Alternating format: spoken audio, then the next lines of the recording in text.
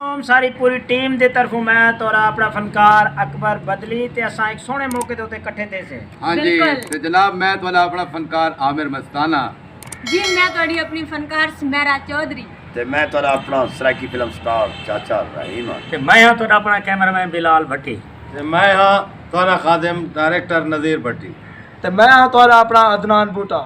मैं हाँ शबीर सागर चौधरी।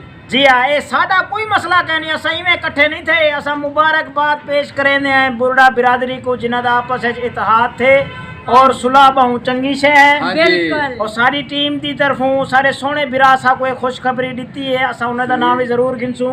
सैयद गुलाम फैज अरबी गिलानी साहब। जी हाँ शाह साहब ने साकू कॉल करते मुबारकबाद पेश की थी। असा सारे को मुबारकबाद पेश करें दूं बुरड़ा बिरादरी दा आपस विच इत्तेहाद थी के और इवें इंशाअल्लाह मिलजुल के रमन। हाँ जी और ये शाह साहब दा अच्छा फैसला है। जी हाँ बिल्कुल। मुर्शिद